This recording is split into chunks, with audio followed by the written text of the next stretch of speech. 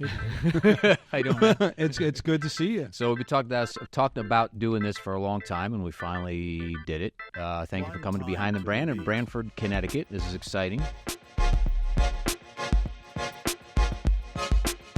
Thank you. We just watched. What was exciting? What we did this morning before we did this? We had, because you opened your doors, one of your clients, Eric Feeney, a teacher from West Hartford who has a wonderful nonprofit called Friends of Feeney, got to interview the Secretary of Education, Miguel Cardona, and our interns from Branford High and Liberty University who are interning at Branford Community Television, where I'm running our internship program, got to be part of that this morning. So thank you so much. You're welcome. Branford High thanks you. BCTV thanks you. Yeah, no, you're welcome. That was cool. Feeney reached out to me, months ago.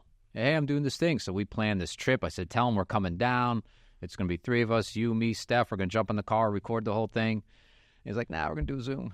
So anyway, so we did the Zoom. We set it up right here in the studio, as you saw, and super gracious. I didn't know what to expect.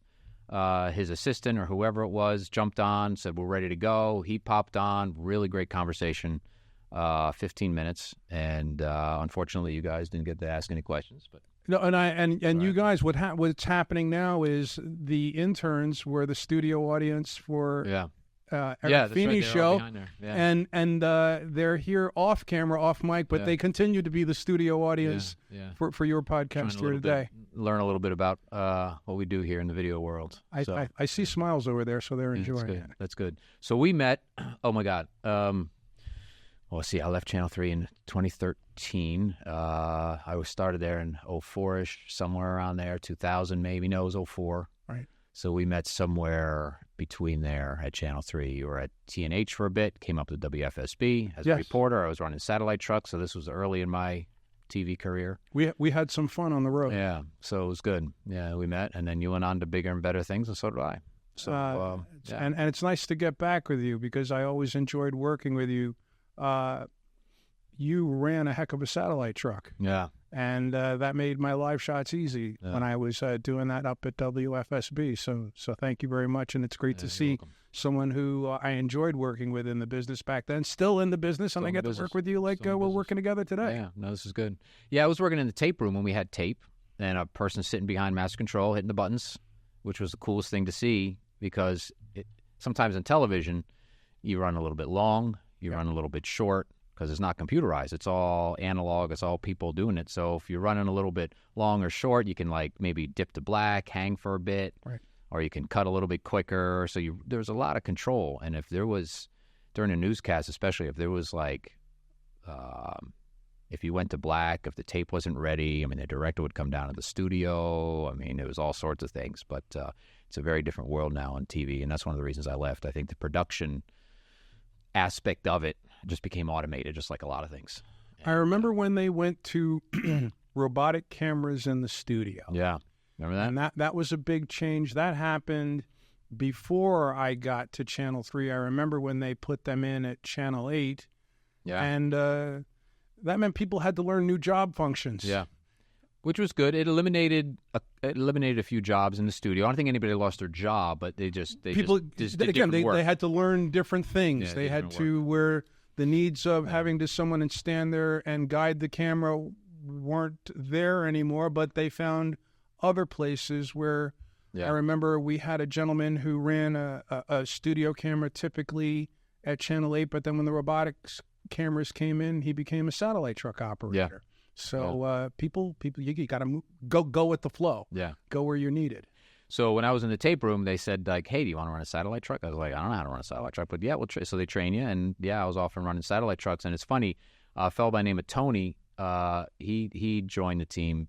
I think you were gone already. I remember Tony. You remember Tony? I remember Tony. I did some mornings with Tony. So he came in as an engineer and a satellite truck operator. Yes. And then he started shooting a little bit. And now he's basically an MMJ. I just saw him, a multimedia journalist is I think what they call him.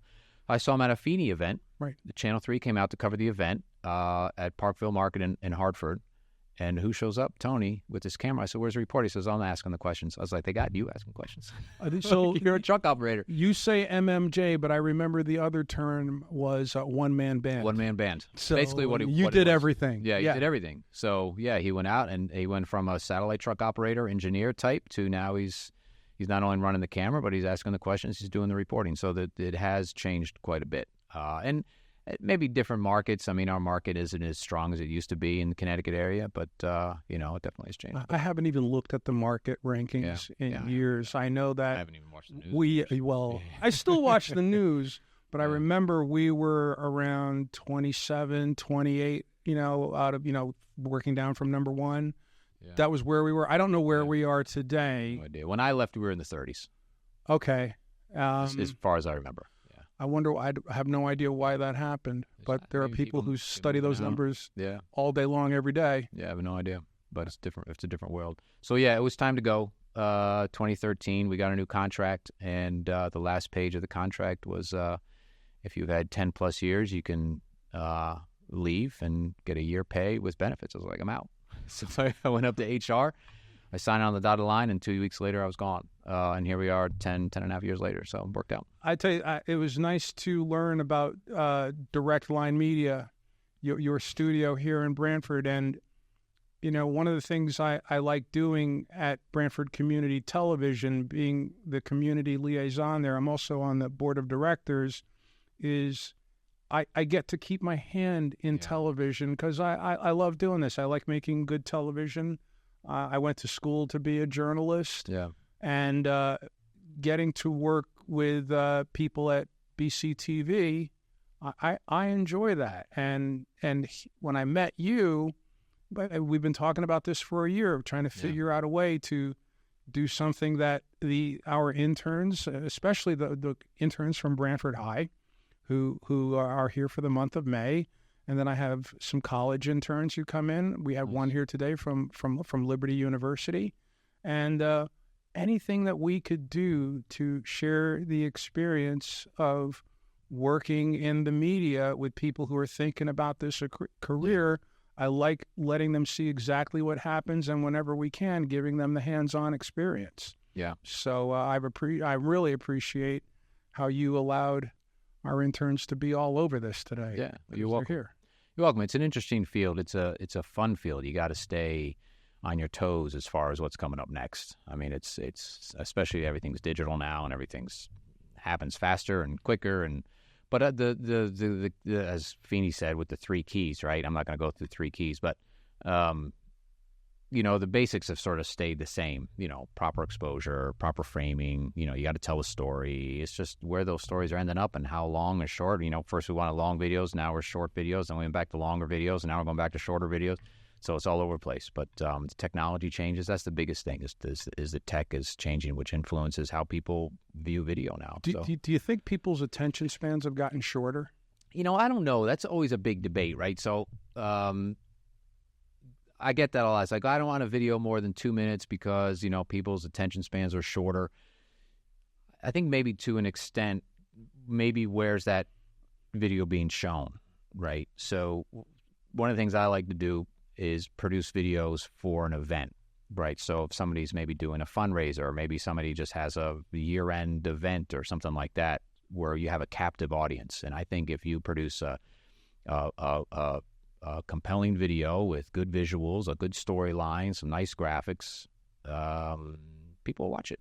Maybe it's not that attention spans are shorter, because device time, eyes on device, I think that's gone up. But it's the constant. But it's more of a challenge to hold their interest, because there are so many sources of information, good, bad, or in between, out there. It takes more to stand out to catch people's attention for a longer period of time. So the challenge, I think, is greater now. Yeah. Oh, absolutely. Because there's so much out there. Saturated. Everything you see is I mean, you go on, Instagram. Look at Instagram. It used to be photos. They say, this is great for photos, and then now pretty much all I post now there is reels. Well, my younger daughter, who is 26, I believe. If my wife and my younger daughter will let me know if I got that wrong when this is all over. But she's in that age group. I have an older daughter who's 36 or so, and they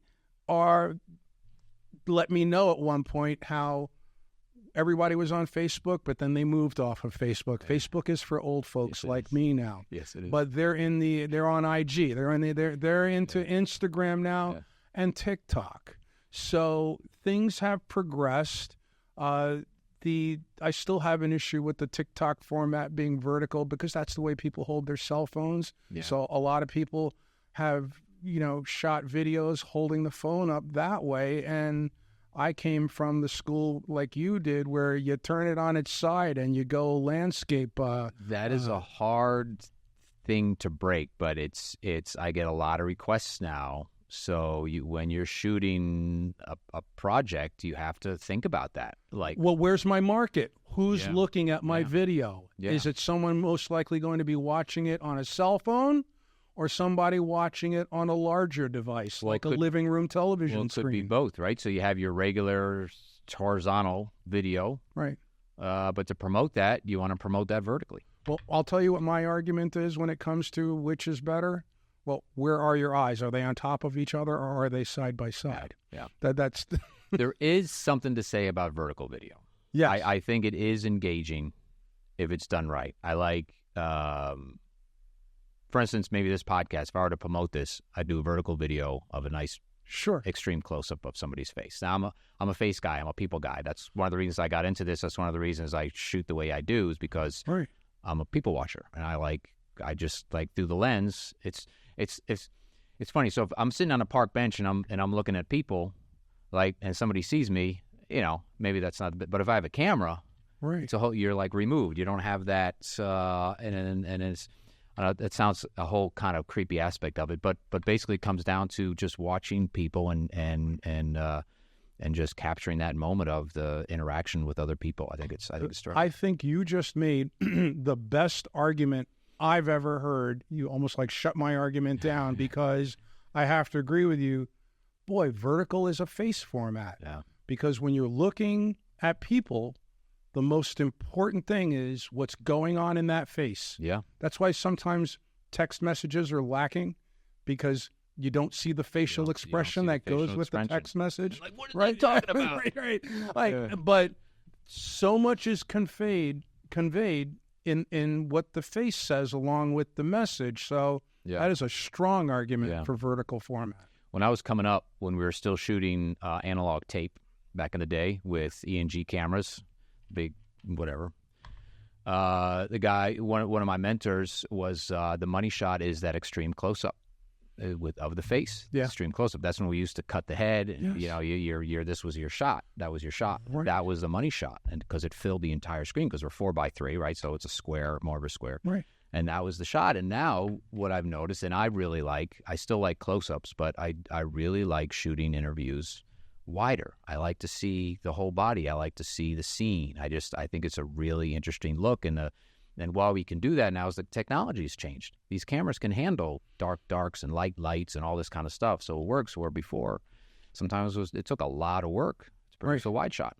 because those cameras were now. They were great then, but now they're not so good. What the camera can see too, really adds to the picture when you take advantage of how much more detail it can pick up than the human eye. Yeah. Which starts to get into what my hobby is all about. One thing we're gonna get there, man. We're gonna get there. I know. I'm brimming with it. So no, I know. Well, there's a lot going on. So I think we finished up with TV. So you left. When did you leave TV? I left television in 2008. Okay, and, so 2 years before me. And I still, for a while, I had traveled around the country with my family, moving from one spot to another to work in television. I'm originally from New York. Yeah. My first job in television, we picked up and went to Indianapolis, was where I had my first job on camera. And I worked for the ABC affiliate out there. And Indiana was culturally completely different from New York City. Yeah. You think? About as far as you could get on the other side of the rainbow or spectrum or whatever you want to call it. And I did my 2 years out there, learned more about corn and soybean than I ever thought would be possible. And when I was at the end of the 2 years there, I heard about an opportunity at the the CBS affiliate in Indianapolis. Okay. But the company at that time who owned the CBS affiliate in Indianapolis owned the ABC affiliate here in Connecticut. Do you remember who that? Lynn. Oh, Lynn. Oh, it was Lynn? Lynn. Okay. Wow. Oh, no, it was Hicks Muse Tatum first. Oh, I don't know. I think it was 4 rich guys from Texas who decided to buy TV stations. I remember their names. And they, Lynn Broadcasting, bought the company from Hicks Muse Tatum first. And that was the company that owned Channel 8 here in Connecticut, and actually it was Channel 8, which was their call letters were Wish TV, WISH. Okay. So I worked for Wish TV. That was kind of cool call letters to work for that. Yeah. But my wish was to get back to the East Coast. Yeah. And I did that, and it was great to get back where my wife and I had like 3 days to pick where we wanted to live in Connecticut. And I came out, I looked at places in Branford, Hamden, Madison, Guilford, Milford, and we picked Branford. Yeah. And that was like 25 years ago, and we're really happy we did. Yeah. We're still here. Yeah, it's we're not going to get into that subject because that could go on for a long time. Yeah, sure. But I was at the Madison Town Planning and Zoning Commission meeting last night. Yes, I know you we were. Can talk about that off camera because there's a lot to talk about. About what's happening in Madison, and not just Madison, up and down the shoreline about what's happening, and partly due to COVID and moving and building and changing and zoning situations and stuff. But that's not why we're here. We're going to talk about some other cool stuff that'll take up an hour because that's another podcast. Okay. But there's a lot. Yeah, guys, just quick aside before I move on. Yeah, if you're interested in what's happening in Madison, check it out because in Branford and Clinton and all the shoreline towns, there's a lot happening that maybe shouldn't happen. And I don't want to rush into the topic that we're getting to, but a lot of my concerns come from my interest for my hobby. Yeah. Which we've talked. Yeah. Which is well, then let's talk about it because I think that's a valid part because I see it differently. I see what's happening here, and what we're talking about is the constant building. With it comes what you're talking about is the light associated with. Yes. And I see it in my neighborhood. I think we were talking about this on the phone one day, and I said, I have this neighbor behind me, and he leaves his lights on, not just little door lights, like spotlights that fill up and they come into all the way through the woods and everything into my kitchen window. Yeah. That's annoying to me, but for you, it's on a whole different level. Yes. I try not to let it get to it. I won't even say it's annoying because what I've learned with people come light. Yeah. People bring light. The greater the population density, the more intense the light. Yeah. And I looked at someone recently who did some wonderful adding on to their home in the town where I live. And then I saw at night, the bright lights that, when it was finished, all these lights were lit up and then like left on like all the time. Yeah. And I thought, oh my gosh, this is a ton of light pollution. You have a beautiful house. I like looking at it, but in the daytime is good enough for me. Yeah. Because I want to look at some other things at night. Sure. And with the light pollution that person added, I was actually quite relieved when a few weeks ago I drove by at night and instead of 8 lights on, they had just 1. Yeah. And I said, what a relief. I go, what did he do? Did he get the light bill? Yeah, right. Or did somebody talk to him about light pollution? Whatever it was, they figured out they didn't need to run all the lights all night long. Yeah. Because one of my favorite things to look at is the Milky Way. But there's enough light pollution where I live in Branford that unless you know where the Milky Way is in the sky and kind of have a hint of, where to look and when to look, you most likely won't see it. And that's because we live not to, or at least the side of Branford where I am on the southwest side is very close to New Haven and East Haven, and I can look from my backyard and see what I refer to as the light dome over New Haven to the west and northwest, which means I don't get much night sky star and galaxy action when I start doing things with my telescopes. Yeah. But that problem, when I grew up in Queens, in South Ozone Park, Queens, and in New York City, you see very few stars. In fact, sometimes you get people who are pretty much only where enough light, so much light pollution is happening, they might see what they think are stars, but those are the planets because they're so much brighter than the stars. That may be the only quote-unquote stars that you see. Yeah. But I'm always trying to, whenever I can, get away from the population density, get away from the cities, to go somewhere where there are no streetlights, where the natural show at night, which is the sky above you on a clear night, that becomes something that you can actually see and start to enjoy. Yeah, yeah. I like the nighttime because, well, it's dark. It's just, you turn the lights off and you can go outside on a warm summer night and it's dark, and then, your eyes start to adjust, and then, but there's a peace to it.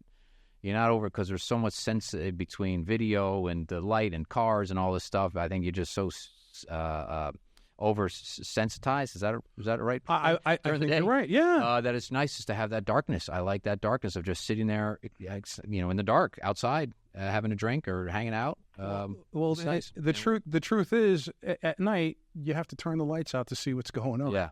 It takes your eyes 20 minutes to adapt to the darkness, but as soon as you look at white light, it takes another 20 minutes to go back to the dark adaptation. Yeah. So when I do things where I talk to, every summer I do a thing where I work with teenagers, and I go back to the summer camp that I went to as a child, and I explain that, okay, when we're out here, number one, I want you to look up. Everybody spends so much time looking down today at their cell phones.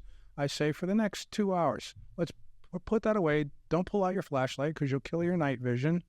And let's think about looking around us, letting our eyes adapt, and then you'll start to see what's going on out here. Yeah. And then that's when the show starts. Yeah. But it takes 20 minutes for your eyes to get adapted to the darkness. When I walk the dog, I don't walk her at night, but before the sun came up in the winter, I'd walk her, and I'd be, you walk, and you're kind of lost in thought, and it's early. It's like 5:30 in the morning, so the sun's it's still dark, and there's a couple cars and stuff, but I'm walking along, and then you forget to look up because you're looking straight ahead. Maybe not everybody, but that's it. But then every once in a while, I look up, and it's right. It's like a whole different world up there. Boy, and if you pick some of those nights when that cool things are going to happen, sometimes I like to make note of when the International Space Station is going to fly over. Yeah. And there's so much that's available online now, just with people having cell phones and iPads. Some of the stuff you can find out really quickly, and you can know and find out when and where in the sky I should look, and actually watch it go across the sky and go, oh my gosh, that's the ISS. I've actually done with my telescope where I knew a couple of days ahead of time one day when the ISS was going to fly across the full moon. Oh, that's wild. So I actually went out to Young's Pond in Branford on the east side of town. It's a nice, of the locations in Branford, that's in a part of Branford where there's less light pollution than in most other parts of Branford. I did literally 3 hours of setup in the field out there with my telescope and cameras for a 1.5 second pass of the ISS flying across the full moon. Yes, I did. Nice. And then I was able to slow it down to a quarter speed. Yeah. So then, basically across the face of the moon, it was about 30, 35 frames. Yeah. But I got them, and you could definitely tell it was the ISS from the shape of what went by. Dude, you take a lot. You've been doing this for a long time. Do you sell any photographs, any videos? No. Do you do that, or is it strictly a hobby for your own well-being? No, I don't sell. I will. I've donated my work Okay. to help raise money for some nonprofits. I've done that before. And other people tell me I should sell them. I'm still so critical of my work. I don't think it's at the point yet where I'm ready, but I'm almost there. What are you critical about? Because we're going to look at some stuff a little bit later. So what makes you hesitant about putting those up for sale? There's so much that has to happen the right way at the right time with astrophotography, which is what my hobby is, taking pictures through my telescope, or even sometimes not with my telescope, but of phenomena that I maybe want to get with something wider framed than what my telescope will offer.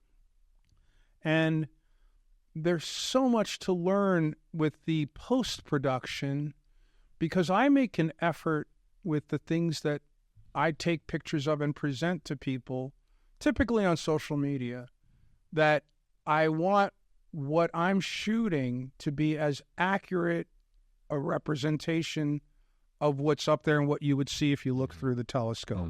Okay. And because there are so many controls photographically, especially when you're dealing with something that is a 3 to 4, maybe 5 hour exposure that I've taken, it's a challenge with the post-production.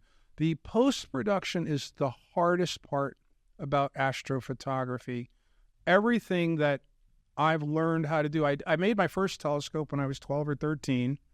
I had my own darkroom when I was that same age, so it was natural for those two hobbies to come together. And then in 2008, I had to switch over and go digital. I finally had to okay, now everybody's on digital, so I had to learn digital photography. So I no longer need a darkroom, and I can control many of the same things that I was able to control. In fact, more than what I was able to do in the darkroom. I was going to ask you, has that been now that you've learned the technology? Yes. It's better. Do you feel? Oh, better? it's mind blowing how much more and how much better your product can be when you learn everything that digital photography that you can control. Yeah. In fact, it's a challenge to keep up.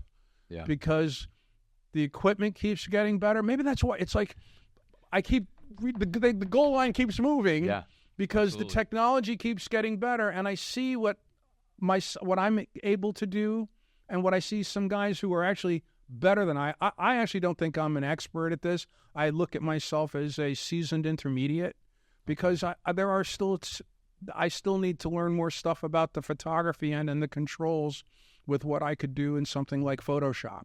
Yeah. Not looking to make anything fake, but to take what's there and make it look better, because it is so wonderful what you are able to catch. And then what I like about the camera is the camera enables me to do things from my backyard in Branford that I can't see or do if I'm just looking with my eye and no camera, because the camera is so much more sensitive. I can really go on the journey with the camera and some long exposures like I do whenever I get the chance and the sky is clear and I got a target in mind. I like to work on something where I may shoot the same target for the challenge is trees in my backyard. I got to wait for the target to come out from behind a big oak tree. Yeah. And then I may only get 4 hours any given night where this target's out in the clear sky and it's a clear night, and I'm running the camera, and maybe not all of my subframes are what I want them to be. It might take me a week to get 5-6 hours of exposure if I'm lucky to put enough of that together to process something to end up with the final product that I want.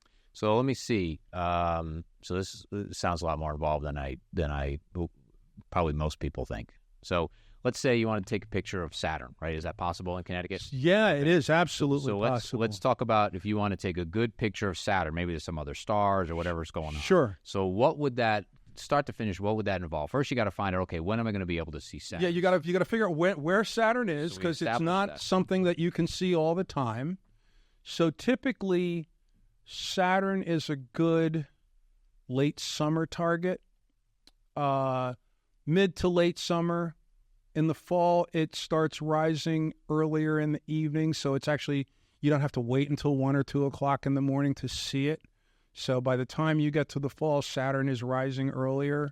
It's typically to our southeast, And that's good. And it looks to you will not see Saturn looking to the north. Yeah. Saturn will be to the south. It'll rise in the southeast. It'll peak somewhere in the south and then set in the southwest. That's the track Saturn's going to take most of the time. Jupiter will do the same thing, but Jupiter will get higher in the sky than Saturn will.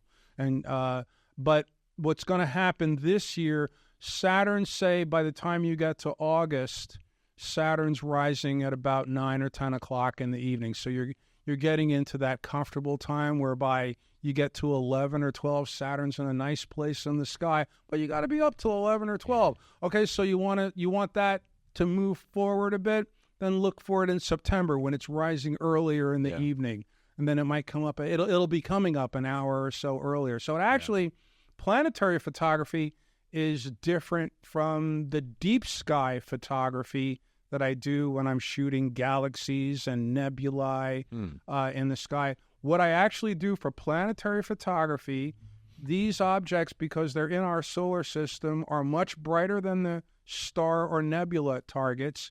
And for planetary photography, I will find Saturn, get the camera, get the telescope to track it, and I actually make a short movie. Okay. I will make an AVI file of Saturn. So I make a movie of it that lasts maybe 60 seconds, a minute and 15 seconds. So what I end up with is about 2,000 frames by making a movie of Saturn. Then I have a program that I will run those frames through. It'll drop out the bad frames because you've got to remember when you're shooting a planet, you can really see the atmospheric disturbance because we're shooting through, I think, like 14 miles of atmosphere. Okay. And windy nights or when there's the jet stream moving overhead, you will see it. It'll be a wavy picture. Huh. So I'm making a wavy, floaty movie of Saturn. I run it through a program. The program will drop out the worst frames, keep the best, and I'll try to narrow it down to, say, the best 300 or 400 frames out of that. Then the program will take those frames and stack them all on top of each other, and then you tweak it to make it look as sharp as possible. My planetary photography is what needs the most work because it's a different kind of photography. So I have a picture of Saturn I can show you today because visually there's nothing like showing somebody Saturn through the telescope when they've never seen it before. That's when you get the oohs, the ahs, and you got somebody. Yeah. I got you with something you didn't expect because it's mind-blowing when you look at it for the first time. And actually, every time, Saturn never gets old. Yeah. You see the rings. You see the bands on the planet. You see the colors. How does the interference go away? It's in some frames and it's not in others? Yes, because so even when I explain to people when you are looking through the eyepiece, you have to learn how to observe. I say I have an observing chair that's got a nice big cushion on it so you can get comfortable on this stool. You look through the eyepiece, and then I try to explain to somebody, okay, get settled. And then while you're looking at this planet, you will notice that there are some moments when the atmospheric disturbance calms down and the picture gets really clear. And it may only be for a couple of seconds, and then it'll go away. But then it'll come back. Yeah. And I say what you do when you're viewing a planet is you wait for those moments of clarity. So you take it all in because you are actually looking at the same thing that the movie catches. But be aware that there's going to be those instances when it's clearer than all the other time that you're looking at it, and that's when it looks the sweetest. And those are the moments you learn visually to look out for, and then you cherish them because you realize it won't look great the whole time because of the atmospheric disturbance typically, unless you're out in the desert on, where you see some of the astrophotographers who take incredible planetary pictures. Well, that's what happens when you live in New Mexico and Arizona. You don't get near the disturbance from the jet stream that we do in New England. Okay. So they will typically produce much clearer pictures than somebody from this part of the country will. What makes sort of deep space, I guess, different than photography, different than planetary? Planetary. Well, one of the things that you can do with planetary photography is because the planets are so much brighter, any night that it's clear, you could pretty much do planetary photography because you're shooting a very, comparatively very bright target compared to what's in the rest of the sky. And closer, I would. Much closer. That's why they're brighter. Yeah. Right. However, with the deep sky photography, I'm always running away from the moon. Number one, I prefer to do deep sky photography on the portion of those nights when there is no moon, right, or the night before or after the moon is either set or before it's come up, before I have that bright light from the moon interfering with what I can see of the dimmer targets in the sky. That's when I try to do that stuff. But what is happening today is filters are getting much better. Mm-hmm. So I have a few filters that will pretty much take all the moonlight out of a picture. That's crazy. But as you know, when you're dealing with photography, anytime you put a filter on, you're taking away signal, right?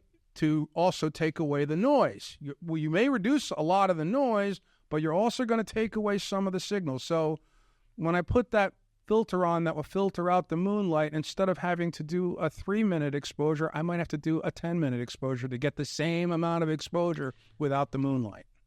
When you're doing this, doesn't this shift so you get a blur?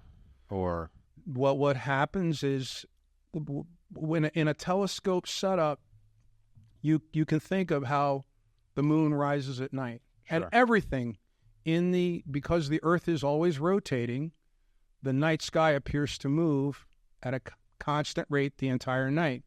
So if you are shooting a target in the night sky, that target appears to move. So your camera on your telescope must follow that target.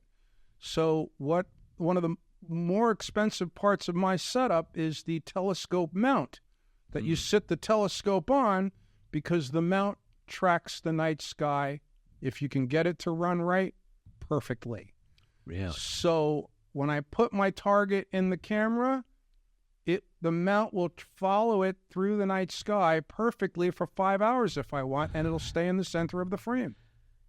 That was my next question, because you said when you're looking at a planet, I was thinking if you're looking at a planet for a certain amount of hours, you got to adjust it. You got to move, and you got to adjust. But the mount just follows it. The mount will follow the target, and that's why the mount, I learned, get as good a mount as you can. You can have a great telescope, but if you don't have a great mount so that telescope can track the night sky, you're not going to get the best out of that great telescope. So some people say the mount is even more important than the telescope.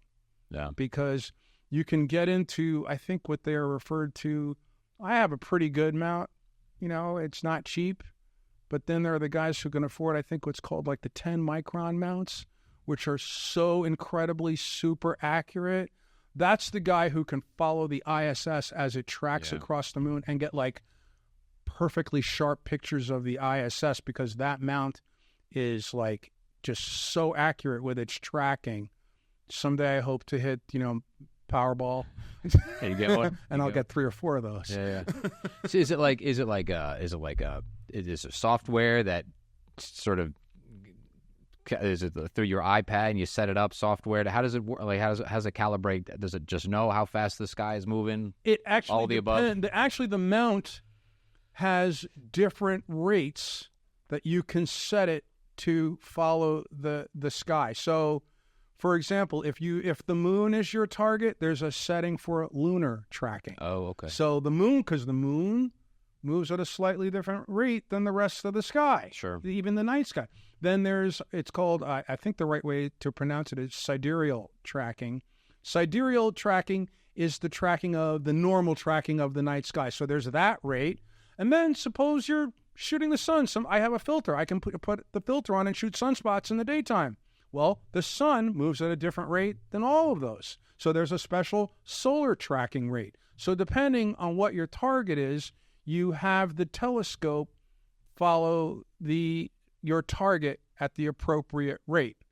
And what actually happens is there's the way that the mount pretty accurately tracks, but it's not perfect.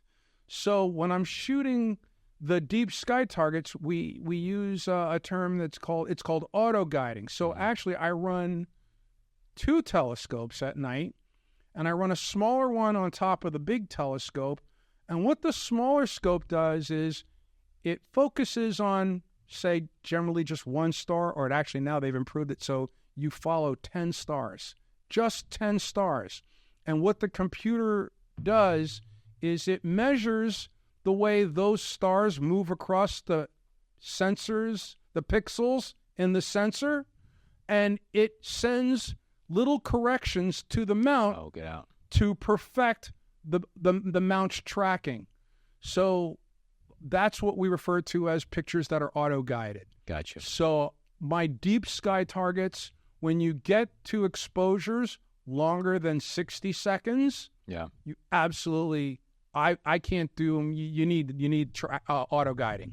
But auto-guiding allows me, I've done full 10-minute exposures, meaning one frame, it's open up, the camera's open up for that amount of time.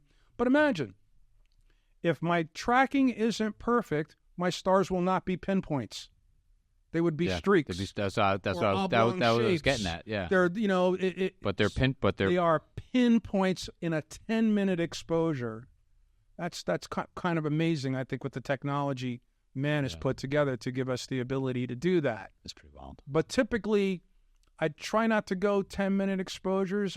That's a little long because when an error happens, you only get 6 of those in an hour. Yeah. I mean, there's a lot of detail in those, but I typically like to run 3 to 5 minute exposures. So, I will get, typically 12 of those if I'm doing 5-minute exposures for an hour, or maybe a few less because I give the camera a little time once it's finished with an exposure to download the information to the computer to be ready for the next shot after that. So on a good night, if I'm able to do astrophotography for 3 or 4 hours, or my target's out from behind this tree and before it dips behind another tree, if I get 3 to 4 hours of a target in a night, that's good for me. That's good for me. And how many pictures would you get out of that? If I do like 40 pictures in a night, that's good. Oh man, if I got 40 good ones, I call them subframes. 40 different exposures of my target, because then what I'll do is when I'm done, I have a computer program that I run all those through.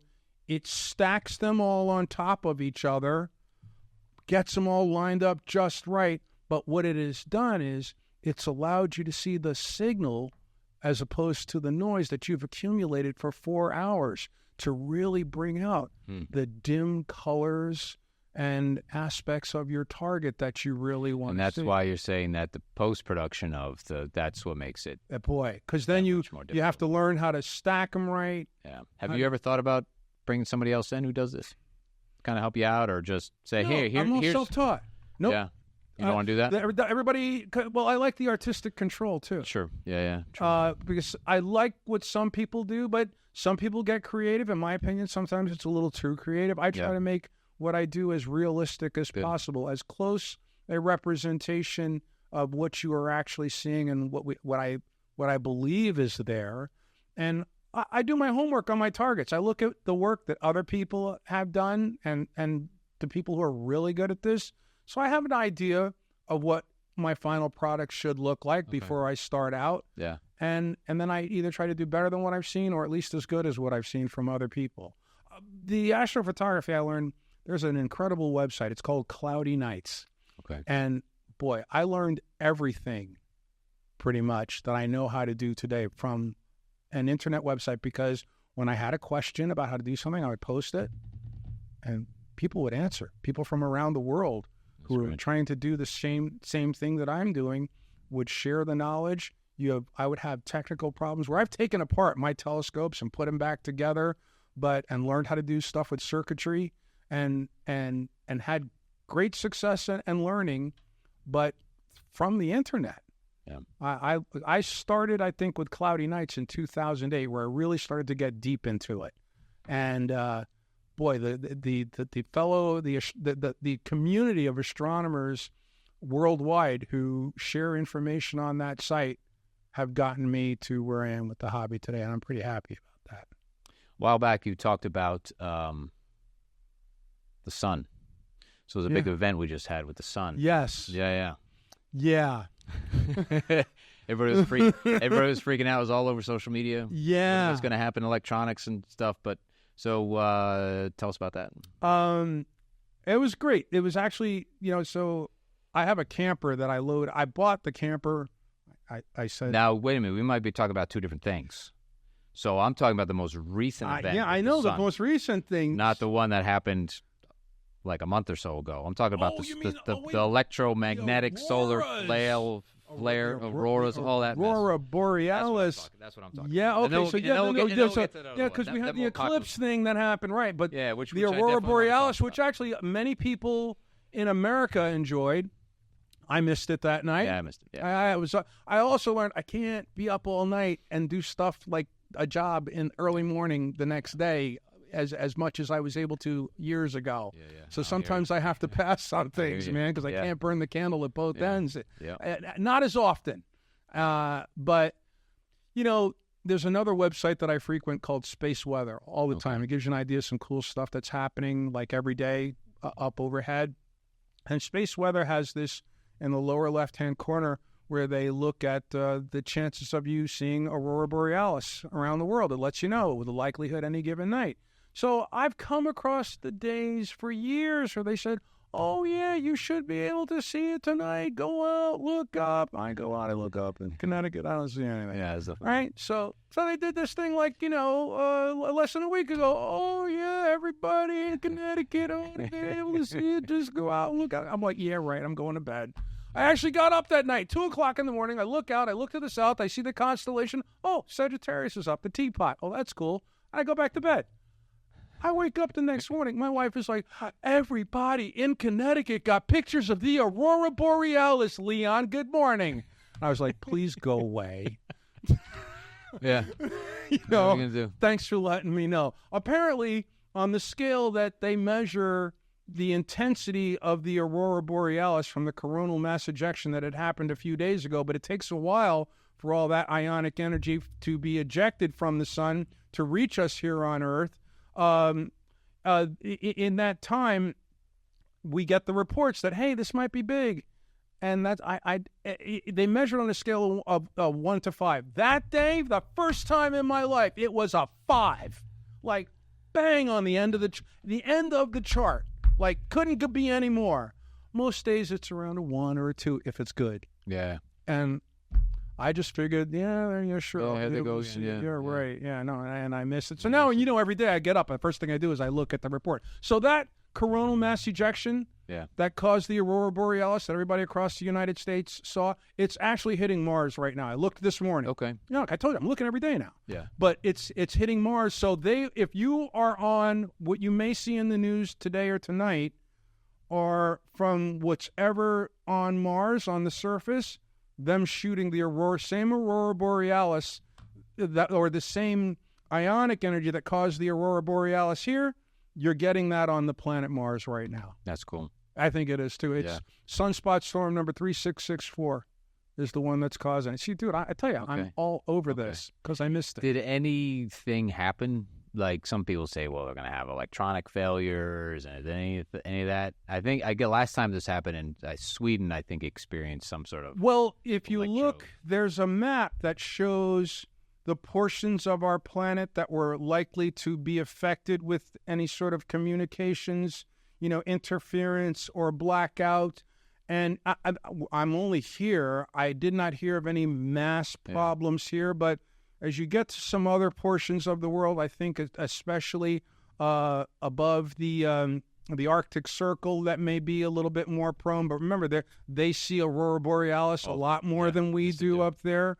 I think also because there's a hole in our ionosphere that is up there too. Things are coming through a little more brilliantly up there. But there has been some that has happened, but it wasn't major, but it could be. Yeah, just wondering because it was a big deal. And then the other one was, which I know there's a little bit of disappointment on your end because you had a little technical snafu, but at the same time, you went to see the eclipse. I've had in upstate New I've had two photographic disappointments in a very short time. Yeah. So, but when we went to the eclipse, I had run this program and written a script where I had programmed to take 431 pictures of the solar eclipse. I made sure that we were in the path of totality. So my wife and I went to upstate New York. We were in Altamar, New York, which is not far from Lake Ontario, near Pulaski, New York, up there on the Salmon River. I knew about the area because I've been salmon fishing out there. Okay. And when I saw that the path of totality, I said, we got a nice place to stay at. Come on, I'll show you the lodge. So we went up to the lodge, and for the first time, I saw a total solar eclipse. My wife had never been in totality either. She loved it. She's like so hooked now and is paying attention to things. And like a lot of people in America, this was really amazing how many people in America came together with the interest of what's going on overhead when the whole topic of the eclipse came. You told me a story because we talked about this on the phone. It was a few days after or something. You go up there and there's all a bunch of people and they're all doing their thing, and then eventually you go out into the field and you can elaborate obviously in the story because you were there, and you got your whole setup, telescope and the camera, and what starts happening? So you get up there and so I get up there. I got my portable setup. I didn't bring the big telescope because that thing is huge. You know, you get that set up on the mount. It's like over 100 pounds. Takes a lot to set up, but I had a more portable setup, and you know, I picked this. I liked that this hotel had a huge field out behind it, so I knew and I looked. I knew where in the sky the eclipse was going to be in the afternoon when it happened. So I go out there, me being the astrophotography geeky nerdy guy. I'm the only one at the hotel with a telescope. So I set up the telescope and I get the camera set up. And then I got my lap. I bring out my table. I set up my table. I like set up my whole workshop. If you have pictures of the setup, we got to see them. And so I got the table set up. I'll show you in just a second. And what starts to happen is clouds start to come in and obscure the sun. So especially when people put their solar glasses on to protect their eyes, it was cloudy enough that you couldn't see a thing looking through the solar glasses that you're trying to look at your eyes, but the clouds are coming in, so you don't want a chance looking at it because you know you're not supposed to look at the sun. But when you're looking at the cloudy sky, you couldn't see anything. But when I had my telescope focused on it, and it was looking, I had a solar filter to protect my telescope, I brought the picture through onto my laptop, and the telescope added magnification that actually cut through the clouds. Yeah. So when people were not able to see what was going on, so it was basically no show for most of the afternoon because of the clouds that came in overhead. If you came by and you kind of looked at my laptop, you could see the eclipse that was happening. So there was this crowd of people who sort of started gathering behind me as I'm sitting at my laptop watching. You could see the eclipse show for the most part from my laptop. So I'll try to see what I'm going to bring it up here.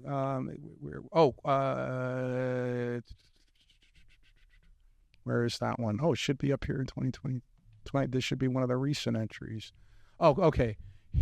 Here's a picture. Nice. So you can see the small rig. This is the more portable telescope I have, and there's this picture, and you can see me with my solar glasses on. But what you can make out there, we're getting close. The sun is coming through. So, for example, this person standing out there, he couldn't see a thing because he's got his solar glasses on, like you can see the ones I'm wearing in the picture here.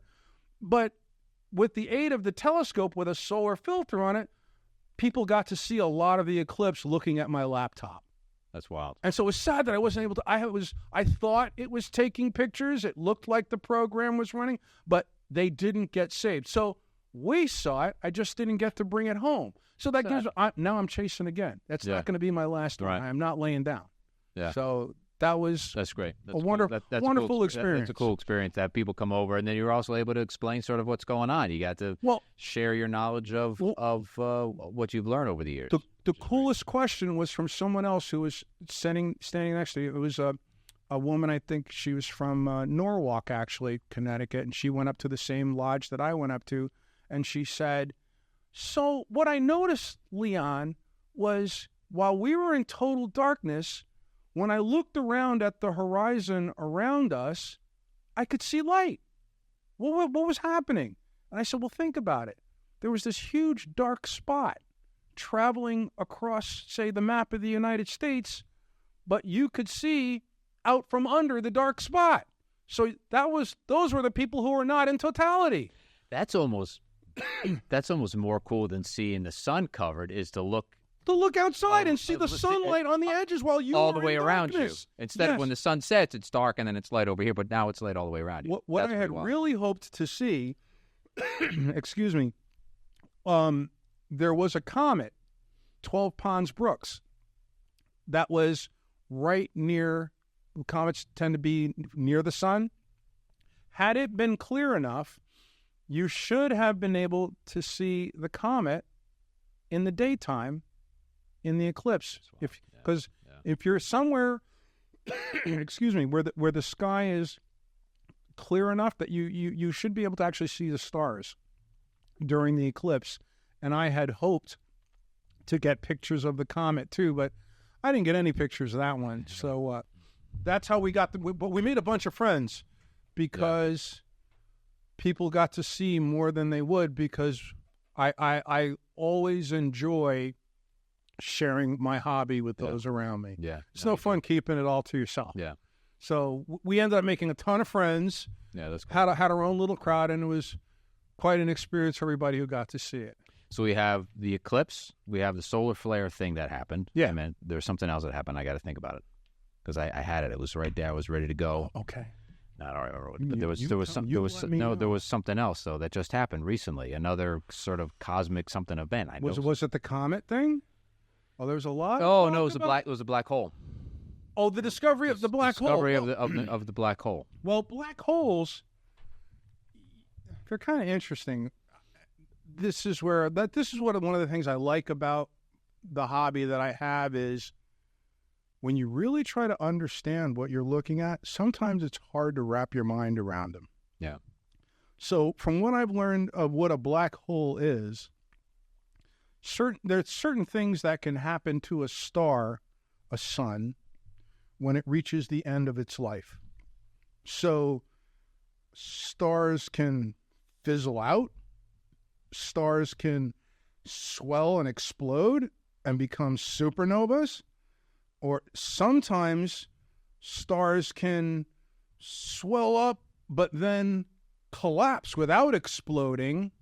And I'm not an astrophysicist, but I kind of have an understanding of how some of this happens.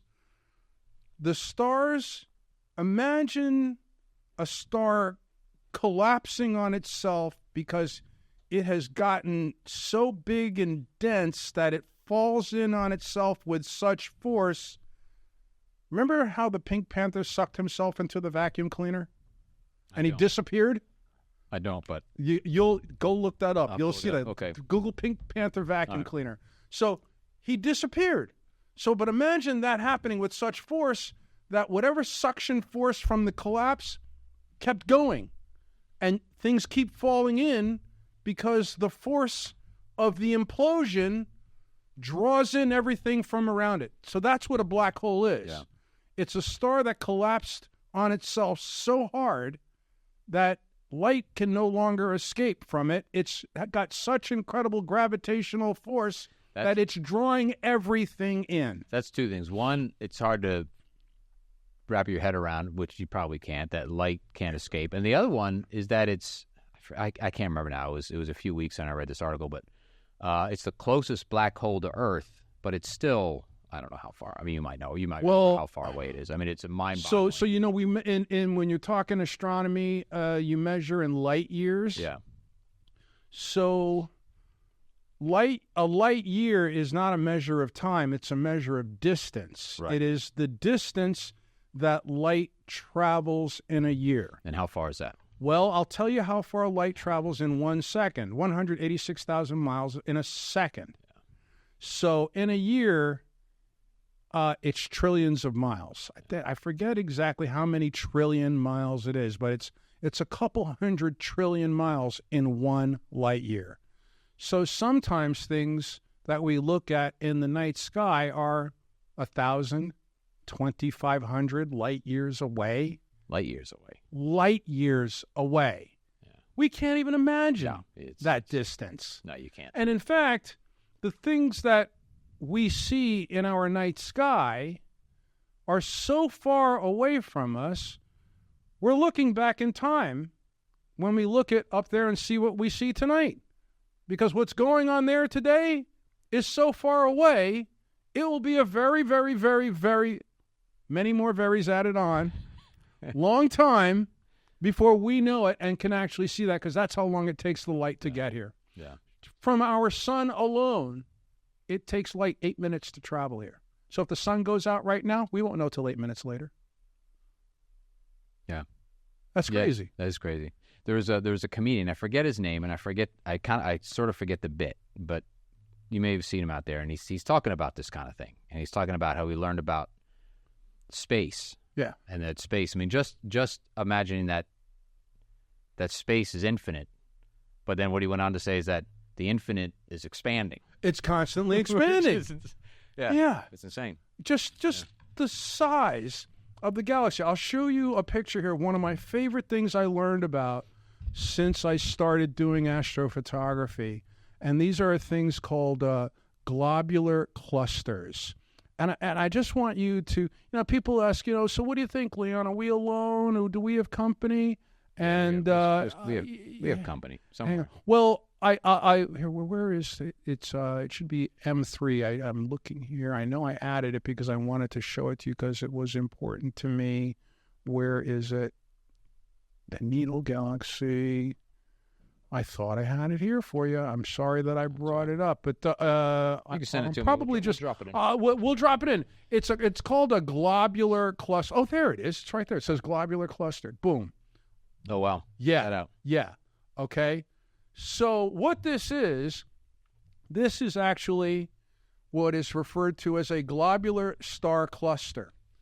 This is Messier 3, and what this is, it's somewhere like 300,000, 500,000 stars in just this one globular cluster. So imagine that each one of these stars you see, because in the globular cluster, they're actually all attracted to themselves, and there's a force interacting here between all these stars that's drawing them into a cluster. Don't ask me why. Okay. But imagine.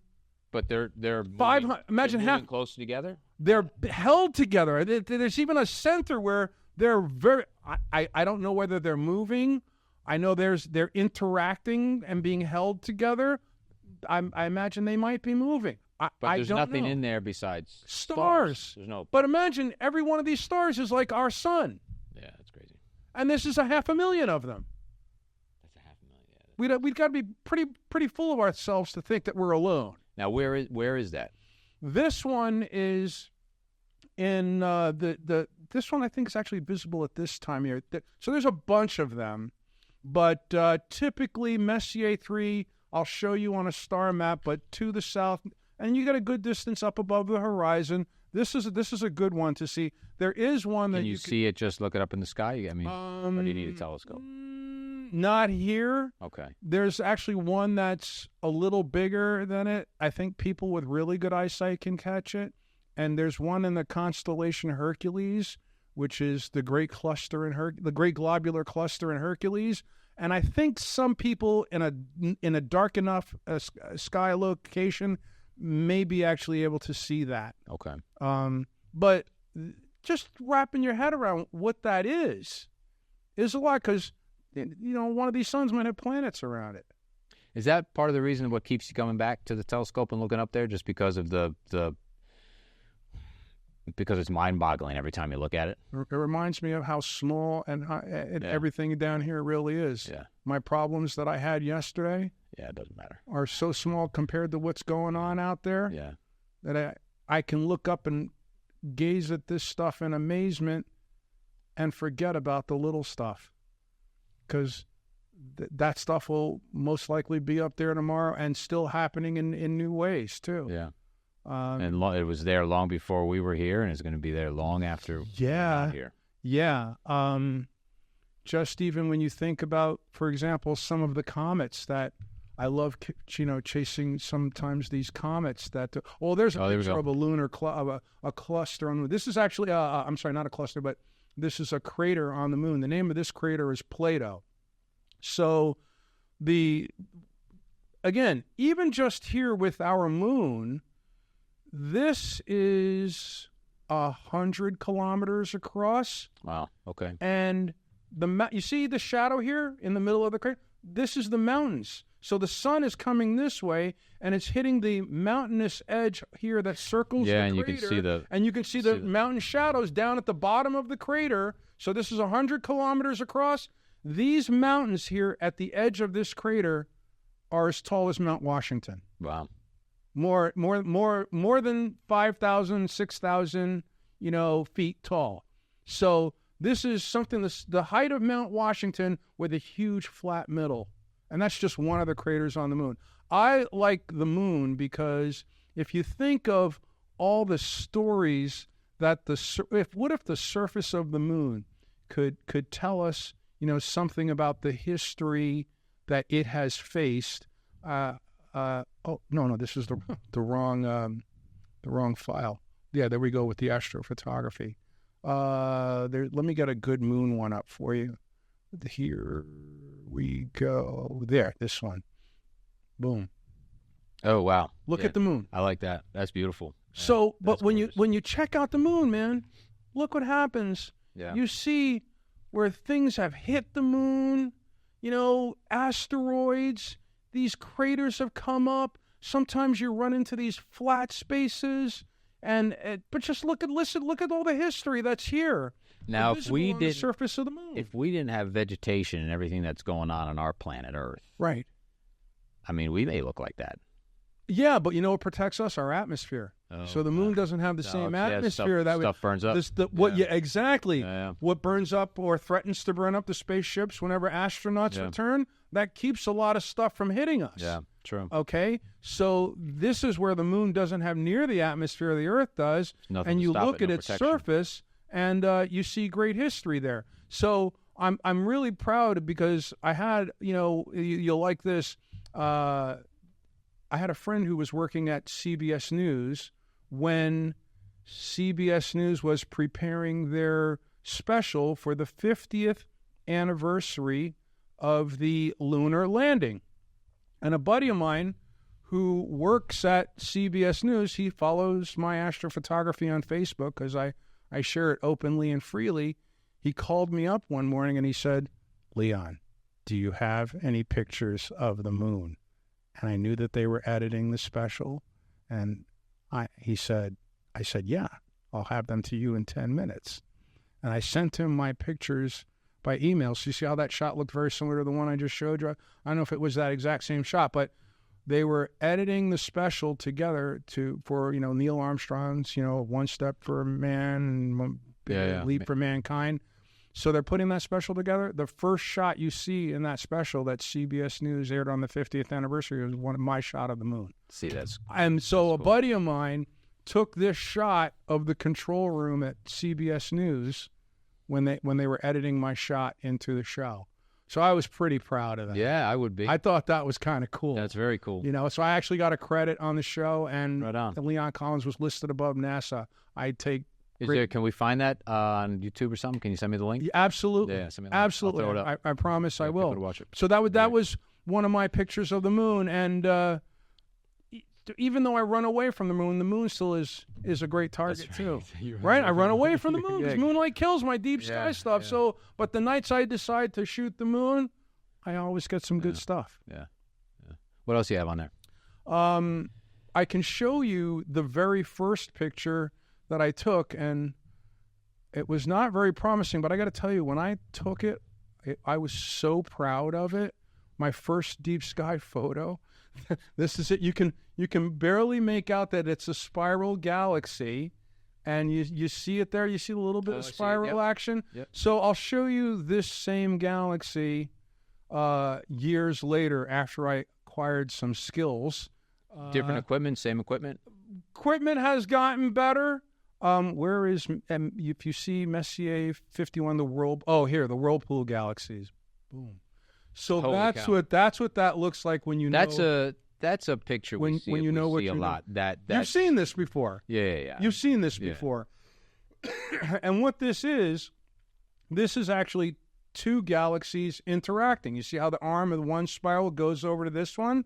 It's interacting galaxies. And this is one I shot in my backyard in Short Beach. This is about 4 hours of exposure. Okay. I had to use a light pollution filter for this to filter out, the light pollution I do have here. But I'm very proud of that. This is one of my favorite galaxies. And you learn, for example, if I go to one of my dark sky locations, like the one in Pennsylvania at Cherry Springs State Park, even the picture that you could take of this there will even blow this away. Yeah. Because remember, I had to use a light pollution filter here, so I had to take away some of the good stuff here to take away a lot of the bad. If you didn't have that filter on, what would we be seeing? Oh my gosh, you'd be seeing so much more detail. Yeah. No, but I mean, if like in Branford where you took it, you need a light. Yeah. Because you have the filter, so you didn't use that filter. Yeah. Now, what would that obscure the image? The background would look different. It would look greenish or brownish. Okay. It would have a lot more. It would be brighter. It would have the noise in it from the light pollution. It wouldn't be as pleasing a picture. Okay. For trying to enjoy the colors and shapes that you see when you get a good I'm just trying to imagine if you're shooting video or even stills of a regular image and you have like a light, like a lens flare, like a light that's hitting the. It's like it gives us like ghosting, like this sort of like is that. It just becomes more washed out. Washed it's out. Not as well that's nearly as much contrast. Yeah. There's less contrast because that noise. So the darks aren't as dark and the colors aren't there. It's just more washed out. It's not as sharp. Yeah. And that's why the best thing is when you can get somewhere when you don't have to use any light pollution filters. And the only filter that I like that I would use in a dark sky location is an IR filter because the camera sensor picks up a lot of infrared that your light doesn't see. In fact, the infrared, the IR, drives camera sensors crazy. Yeah. It makes them, they don't like it. So I would just use what is called an IR cut filter. So I cut the infrared light out of it, and then you get nice, crisp, clear, darks, lights, and colors when you're somewhere away from the light pollution. Yeah. And you end up with a wonderful picture if you know what you're doing. Where's your favorite location to shoot? Cherry Springs. Cherry Springs State Park. Yeah, that's the place to go. Cherry Springs State Park. The reason I like going there is because of the lack of light pollution. Oh yeah, I had it here. So what I want to show you is a light pollution map of the United States. Okay. So you can see here, east of the Mississippi, we generally got much more of a challenge with light. It's like a hard line right there. Yeah. So where it's good is where it's black and blue and dark gray over here. That's out in the desert and up in the Northwest where there are generally no people. Remember what I think I said? People bring light. Yeah, and then wherever wherever you have population density right is there. where you get That's the us. red and the white areas. Yeah. So that's the challenge here. So I'll even make this up a little bigger so that you can see this is New York City. Yep. So we're here in Connecticut, but where I like to go is right here. This is where Cherry Springs. It's a 6.5 hour drive, but you can see the difference. Right it's actually what is it's a place where the people there actually know they have this wonderfully dark night sky. So it's called a dark sky reserve. There are only a few east of the Mississippi. If you've ever looked at the night sky up in Maine, there's a couple of dark sky reserves up in Maine, and there's also a couple down here in Florida, and there's some down in here. So other than Maine and Florida, you pretty much, I think, only have Cherry Springs State Park here as a dark sky reserve east of the Mississippi. So I head to this one. And the state of Pennsylvania has done a wonderful thing where they have a section of a state park there that is dedicated. It's a dedicated astronomy field. They actually have pedestals out where you can pull up your camper, set or your tent, however you camp. That's why I have the camper now, where I put my gear in the camper, and I try to get here whenever I can, and then I can plug in my laptop computer and my telescope and shoot stuff all night on clear nights there. But it's amazing. They only charge you like $20 a night to stay there. And I try to go for a week and a half if I can. Oh, wow. And shoot every night. Yeah. I'm trying. They have events there at Cherry Springs State Park where they're called star parties. And all the nerds and the geeks like me bring their telescopes out. And it's really cool because the field will fill up and there'll be, hundreds of people out there all doing what I'm doing for like a 3 or 4 day period. And it's the one coming up. There's one at the end of June. I want to see if I can get a ticket because it's been so cloudy the past year and a half. It's ridiculous. I don't get to shoot enough because of the clouds, but so I haven't done much shooting in my backyard, and I got to get out. Yeah, I got to get out and do something. I got to get on the road and do my hobby. So I might actually try to call up there's a local astronomy association that hosts that party in Cherry Springs State Park every year. Oh, I'm sorry. It was this one up here in Pennsylvania. That was West Virginia. That's actually where there's another big radio telescope down here in West Virginia in the Blue Ridge Mountains down near Liberty University, Jason, our intern here. But that's in West Virginia. But this is the one up here in Pennsylvania that I like to go to, where they have that star party. I may try to get a ticket because sometimes you can get an extra ticket even though they're sold out. You find someone who couldn't make it and you're just trying to unload their ticket. And I think I want to go. Yeah, that'd be good. It's a lot of people tripping over each other, but they're all trying to do the same thing. So everyone's very nice. And it's kind of cool to be out there at night on a clear night with everybody doing that. Is there anything we could do here in Connecticut to do something similar to have us? I don't know if it would make any difference because we couldn't. It wouldn't be as vast as this area, right? No, It's gotta be. But it's just one park in this small area, so it's like one small state park that they dedicated, but it's in the right place. So what about like Hammonasset, a park like that, or that is a dream of mine. It's actually something that I'm working on. I hope I can get state officials here to do something similar to what Rhode Island does, where they have a wonderful observatory on their shoreline called the Frosty Drew Observatory, and it's not far from Point Judith. It's up in, I think, what they call Ninigret State Park. Okay. And every Friday, it's open to the public.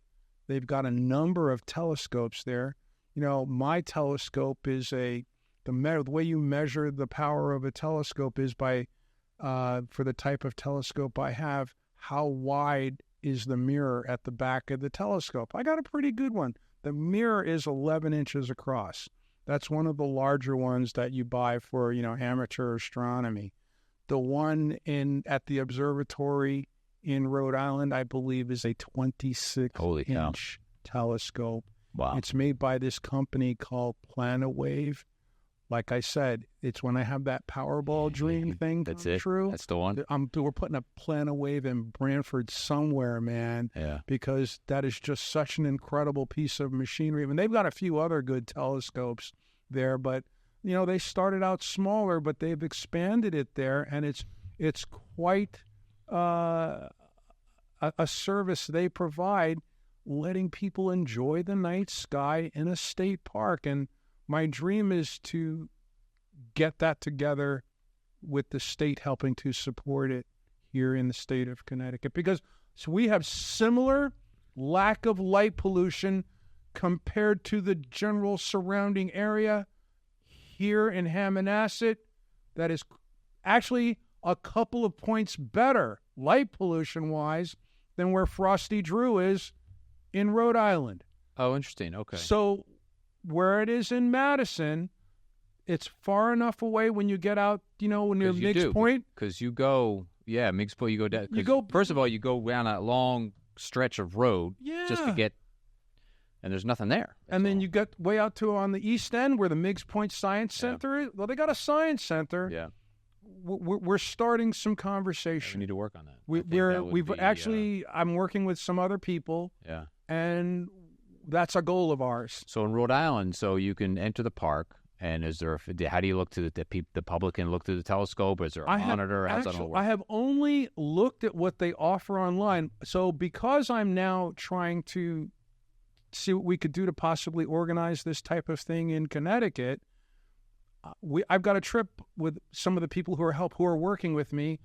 The next clear night, we're headed to Frosty Drew so that we can explain this model that Rhode Island has pulled off successfully to the appropriate officials here in Connecticut to get them to understand what the possibilities are. Yeah. So if you want to go on that trip in the next couple of weeks, I'll let you know. We got to look out for a clear Friday night. Yeah, and we'll go out there. They open it up at like 6:30, 7. Well, they open it up so you can see stuff in the observatory in their area before it gets dark. But as it starts getting dark, they're open till like 11, 12 at midnight, and then they close down. But they run a few scopes, and they let you know what's on their agenda if it happens to be a clear night. How does the public see? Do they have, monitors? I believe they let you look through the eyepieces. You look through the eyepiece? I want to look through the eyepiece of a telescope with a 26-inch mirror. Yeah.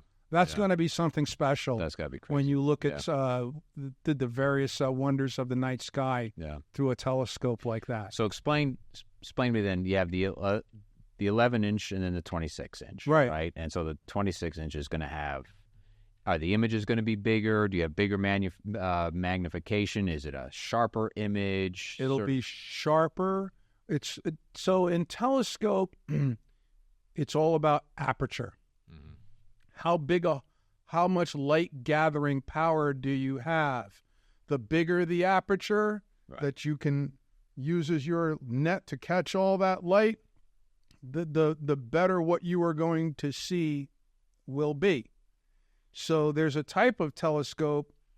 Dobsonians are people who even run these telescopes that actually have huge mirrors where they work on a sort of a floating platform, and sometimes the telescope is so big you have to use a ladder to get up to where the eyepiece is on the side.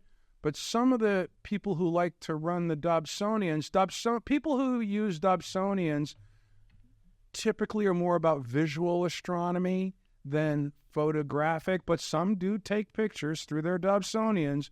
But what you see visually through a Dobsonian, because the mirror is so big at the back, it's like, oh my goodness, because the whole idea of the mirror is a parabola at the back, so the light comes in the front of the telescope, hits the parabolic mirror, then gets coned down to another smaller mirror, and then maybe there's a hole in the side of the tube where you look at your eyepiece out of the side.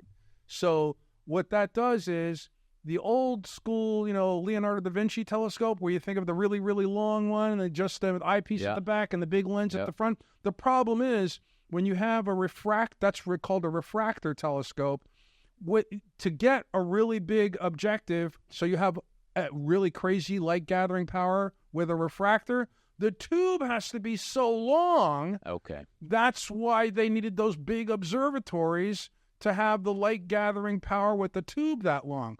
But technology came along, and they came up with the design of the Schmidt-Cassegrain telescope, which is what I have.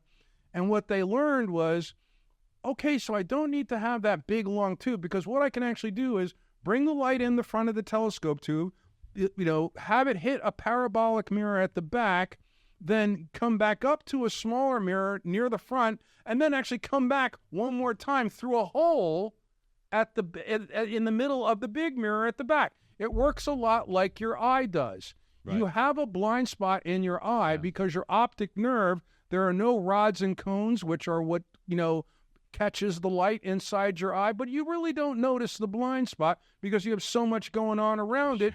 the brain adapts to the hole being there. It's the same thing. So what they were able to do with the Schmidt-Cassegrain telescope was to cut down the tube length. Because you see them now, they're rolling. Some of them are just because those are typically Schmidt-Cassegrains because they're bouncing that light off the mirror in the back, then they're sending it to the front, and then back through a hole in the big mirror. The ISS has the same type of telescope I have in my backyard, except the one that I have in my backyard is actually bigger than the one on the ISS because mine has the 11-inch mirror, but for payload reasons and weight, because I explained to you it starts getting kind of big, they have the 9.25-inch mirror on the ISS. Same telescope. Yeah, but they're not going to have as much. It'll probably work much better because they don't have any of the no atmosphere. There's nothing there. Yeah, right. So it's going to no light pollution, no atmosphere. So it works. Blows me away. I'd much rather have a weekend on the ISS than one in my backyard. You ever look into that? You ever be like, is there any way to get up there for a civilian? Has a civilian been up there? If the opportunity arose with space travel happening now, I could see myself doing that. Okay, thank you. I could. Yeah, I could. Yeah, why not? Yeah. You live once. Steph just walked around the corner and said we've been talking for an hour and a half. Wow. Yeah. Right. So not that I want to wrap it up, but I think maybe this would be a good starting point. I get to this and I was like, what have we been talking, like 20 minutes? No, I This has been, Leon, I don't want to cut you off, but we have a ton much more to talk about. We got to talk about Madison planning his own. We got to talk about the telescopes being put in and Hammond Asset now, because I think we hope. I didn't even let so we didn't even tell the state that's where we want to do it yet, but that's the plan. We're trying to present what they're going to know now. It's a perfect location. It really they're already is. Set up with science. They already do some outreach stuff there, but I have to tell you, the one thing that I just think this state needs to work on, and I hope I get them to understand, is that it's my understanding that every state park in Connecticut closes at sunset. They do. I've been thrown out of, very politely, asked to leave, but I've been out in a state park shooting pictures of a comet and had a ranger come to me and say, I'm sorry, I see that you're here, but you have to leave now. Have you camped at Hammond Asset or any state park? I have done that before, but the problem with astrophotography, it's so weather dependent. Yeah.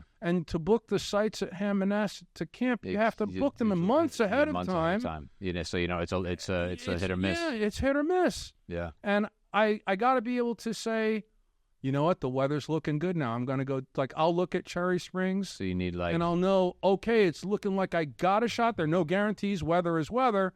But it looks like I got a good chance at getting something done. So you're looking like maybe a week or 2 hours. I was going to say no more than a week. Okay, you get more than 2 weeks, and it's all a gamble. Yeah, it's all a gamble. But when I get to 3 days could be a gamble. Well, yeah, exactly. But I generally have an idea when we're headed for some nice high pressure weather with clear skies. Yeah, and that's when I try to get on the road if I can. I will, and then another thing I like to do is I chase the Milky Way. Yeah. Places I can go shoot the Milky Way. And make some good pictures of that. That's cool. Hey, I know we've been talking an hour and a half, and I had fun chatting with you. This is good. Yeah, I learned a ton. I like that picture. What was this one with that just hard line? Yeah, I don't know how to work this thing. Oh yeah, there we go. That was this is Africa. There it is. Oh, that's Africa. If you're interested, let's go to Africa. That's a good spot. Africa looks good, right? Africa looks good. Pretty dark sky. Yeah, dark skies on the dark continent. Wow, look how dark it is. Yeah, they're great. But you know what? No people. There's no people. No people there. So. We want to get to, you and I need to get west of the Mississippi. Yeah, we do. Yes, we do, sir. Let's make it a Leon, thanks a lot. I appreciate you coming in. We learned a little bit about astrophotography and planets and all sorts of things. There's a lot more to talk about, but appreciate you coming in, man. And thanks, guys. Thank you. Yeah. My intern audience. We appreciate you. Somebody crashed out over there. That's okay. Destiny was our star in our earlier podcast. Good. I hope you guys learned something. So great having you here, and thanks for stopping by to see Feeney. And you were able to meet Cardona and all that kind of stuff. So yeah, it was a good day. Thank you, guys, Direct Lines Media, for cooperating with Branford Community Television. Got it. And I want to talk to you more about us working together. That'd be good. To see what we can do to make the world a better, more informed place. Love it. All right, man. Thank you. Thanks, everybody.